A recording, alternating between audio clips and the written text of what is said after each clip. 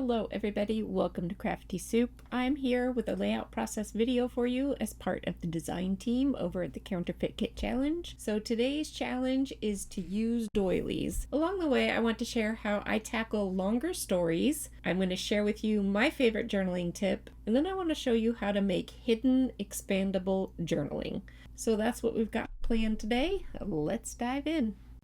I am telling a story of a road trip that my husband and I took for our 30th anniversary, and my current favorite way to tell these bigger stories is to create photo collages. Now, I did this collage at home myself, but there are apps out there that will do photo collages for you. I did have to grab doilies from my stash because I didn't have any in my counterfeit kit, and here's my kit. If you haven't seen my kit build, I will link you up in the corner and you can check that out. But for now, I'm going to go off screen and just pull some pieces from my kit that I think will work. So here are the three base pages I am going to use. I wanted to stick with black and white-ish for each of the three related layouts. I do plan on gutting these papers so that I have some of those patterns to use in other layouts. And I am going to just put the title on the first one. I do have some supporting colors. I'm not sure what I'm going to use of these, but I will set them nearby so that I can decide as I go. And then I have a selection of embellishments. I definitely like word and phrase stickers, so I've got some of those. I have a selection of journaling cards because that's going to play into my journaling technique. And then I've got some other bits and bobs here and there to work for this. And this big story word is going to go with a specific kind of creepy part of our story where we stayed at this hotel, or attempted to stay at this hotel, and it was very gross. So I'm a little amused by this story now that it's over. It was really gross at the time, but it definitely makes a good life story now for scrapbooking. I made this magnifying glass during my monthly makes video, and again, if you haven't seen that, I will link you up so you can check it out. Moving on, I have some of these rub-ons from 49 Market, and they're little mushrooms. We did experience plenty of nature on this road trip, and that's definitely part of the story, so I pulled those in, and I tell you, I am still not a fan of rub-ons. But let's go ahead and get back to what I'm working on next, which is my title. Now, I had that word document, but I wanted to say documented. So I have a technique for you on how to alter up words to get them to be more of what you want them to be. All right, you see that little set there, which will come back when I talk more about my journaling. For now, let's work on that title. So I liked a lot of stuff about these puffy stickers. But they weren't quite all I needed. So I needed the number 30 for the year of our anniversary, and I needed the word to say documented. So here are a couple of things I did to alter this up. So I cut out the number 3, and I'm going to replace the 0 with a heart. I think a lot of people do this, so this is not like mind-blowing, but when you're looking at a set of supplies, sometimes you can just off the cuff ignore things because it's not exactly what you need. But I want to encourage you to sit with it and figure out ways to alter things. So the first way that I wanted to alter this was to have the word anniversary. I probably could have gotten a stamp out of my stash, but that felt like it would take too much time, and so I just hand wrote it on a scrap of the photo paper that I trimmed off from my photos. And if that one didn't work out, I had extra to try again. And I know a lot of people don't like their handwriting, but if you take it slow and steady and use a cursive that you might not normally use, then it can come out different than your ordinary everyday handwriting. And with it just being a little piece here and there of an entire overview of things, it doesn't stand out as much, and you can start incorporating it into things and become comfortable with that process and using your own handwriting. I also put a little TH next to the 30, so now it says 30th anniversary document. So I'm going to add an ED. I am doing this in pen because I am already comfortable with this, but when I first started doing these kind of alterations, I would start with pencil, and then I would go ahead and go over it with ink when I was ready.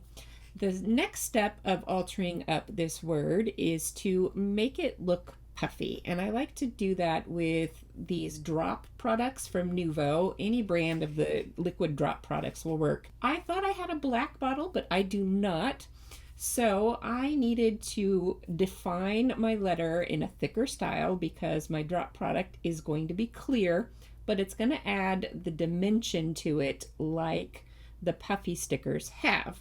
The only other problem with this particular product is that it's also glossy clear, and my stickers are more matte, but we'll solve that problem next. We tackle one problem at a time, and the first problem is getting the word to read how you want it to read. So with a Sharpie marker, I did overwrite my original ink and made it thicker, so now the texture of the letters match the rest of the letters. So there you go. You can see I've got that in place. I did let that dry, and I put some inside my heart too, just to see what it would look like. Maybe I had this weird hope that it would blend in and be fine, but no, it was not. It was too glossy, and I knew that was going to happen. But I had a backup plan, which was to go ahead and use my glossy product just to coat the top of everything. So now all of the gloss will blend in. While that's drying, I will move on to another part, and I gotta make sure I use those doilies because that's the challenge for today. And I've been known to forget to put on the challenge ingredient at times, but here we go. In my photo collages purposefully have some open space to them. Normally I will delete the section where you can drop in a photo and just have blank space. I forgot to do that here, so I did cover that up with matching pattern paper. But let's get back to the journaling. My favorite technique is to number my photos and then match that up with numbered journaling. I decided this time around to use this product from Spellbinders, which is a press plate and die that cuts out teeny tiny numbers and letters. I think it was designed for the kind of Taylor Swift beaded bracelet craze. And this is a little tedious, so there are other ways to go about doing this, but this is what I chose to do today. Just know that you can simplify this with either stickers or stamps, but it's great for your photos, whether you have 4x6s or lots of small photos like I have here. When you have a bigger story, you're going to have more to say, and it's hard to fit all of that journaling in words onto a layout that's already jam-packed with photos. So I like to number my photos and then create a bit of journaling document to hide on my layout so that I have plenty of room for the story part.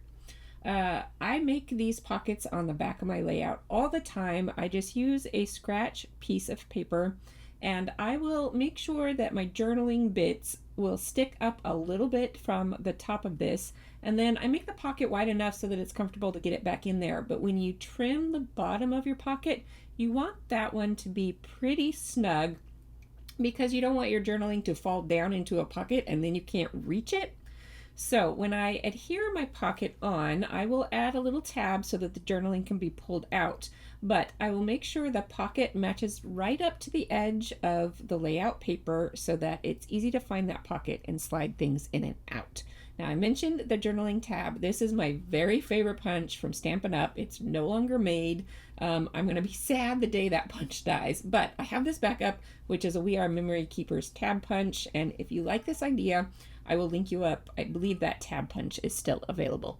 All right, I'm going to use my favorite Stampin' Up, and I just like the curvy shape of it. It punches out a two-part tab that you fold to create the full tab. The other tab punch just creates the front tab. All right, I do like to use liquid glue when I'm doing this because I've had troubles with tape runner sticking well enough for the physical movement of this piece that will happen.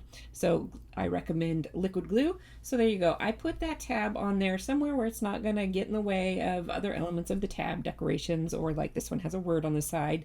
And then I will match my numbers with the photo numbers and start writing my journaling as I go. Now, I am a very wordy person, so I need lots of room for journaling, and I will show you in a minute how I can add more room. But I start my journaling for photo number 1, and you'll see in a moment that it is a lot. That takes up the full front of almost one whole journaling card, but I make my journaling expandable so I can add more journaling cards and say as much as I want. Sometimes I can use the back of the journaling cards depending on the pattern of paper that's on the back of those, and sometimes I can't, so I will just leave that as decoration. But I will punch a little hole into these journaling cards. I will often do it where the tab is, and I really do prefer the tab to be on the left because that's how English works. However, I had a word over there on the left, so I did go ahead and choose to put it on the right, and then I'm going to connect these with mini brads. I happened to find some navy blue, which is a color that I'm using for this project, so I will use that navy blue mini brad to connect 2 journaling cards together. But if I need more room, I can connect 3, 4, 5 more journaling cards with this one little brad and have plenty of room to tell all of the story. Off camera, I went ahead and completed all the decoration. You can see my glossy accent is now dry, and all of those letters now look like they were intended and created that way. So that is a fun little hack if you like to do that. Oh, I forgot to add the date to my layout. This is something I'm trying to be way more mindful of doing. One, it makes it easier to put these layouts away when I go to put them in my albums. And two, I've looked at layouts in the past and wondered when the heck was this happening. So date your layouts. I'm trying to date mine. Let's hold each other accountable. All right, you can see that that journaling card ended up being 2 cards. I didn't need to add more. And I've got lots of words on this and lots of photos on this. So this is a jam-packed layout, and yet it still has room to breathe. All right, I will take my other doilies and finish off my 2 other layouts that go in this series. Here we are back when I'm all done. Now that brad can hang up a little bit when you're pulling it in and out. I've used Scotch tape in the past to kind of cover up the back of the brad to help it glide easier, but honestly, it's not going to be taken in and out that often that it will be much of an issue, so I just left these. Okay, here is the last page of my story, and I created yet another journaling piece because as I was doing all of this, I realized that there were parts of the story that I wanted to record that didn't necessarily have photos with them. So this will give me even more space to say even more words. All right, that wraps up this project, but I have a little blooper for you, and then I'll come back to say goodbye.